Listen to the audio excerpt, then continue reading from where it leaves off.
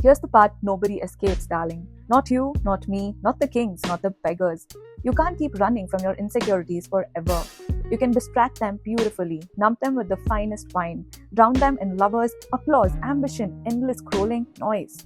You can call it living, you can call it healing, you can even call it moving on. But life has an exquisite sense of timing. If you refuse to face your wounds voluntarily, life will arrange an intervention. Not loudly, not cruelly, elegantly. It will hit you exactly where you're weakest, again and again, with surgical precision, until you stop blaming the outside world and finally hear what's been screaming inside. Because external fixes, they're beautiful illusions. New cities, new faces, new highs, new masks. They soothe for a reason, for a season. And one day, even the sweetest distraction tastes like ash. And this is where it turns dangerous. Unhealed pain doesn't stay contained. When you don't tend to your wounds, you start bleeding on people who never cut you. You slash instead of listening. You accuse instead of understanding. You gaslight instead of forgiving. Not because you're cruel, but because you're hurting. You forget that the person in front of you is also carrying fractures you can't see, their own grief, their own unfinished battles. So instead of pausing, you project. Instead of healing, you pass the pain forward. And every time you do that, you don't escape karma, you create more of it. Because pain recycled is still pain. If you don't take responsibility of your wounds, they don't disappear.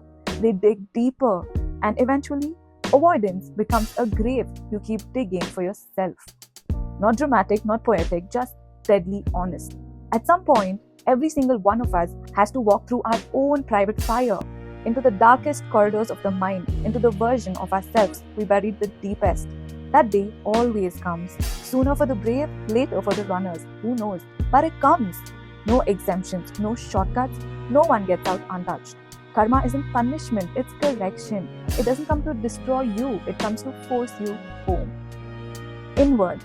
Because the wound you keep postponing will eventually demand center stage. It will steal your sleep, strain your relationships, poison your quiet moments until you heal it properly.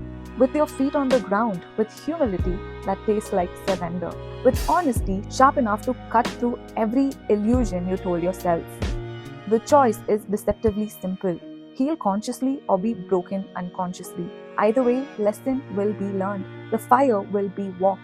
And on the other side, you rise, not despite the burning, but because of it. In every moment, there is a light waiting to be found.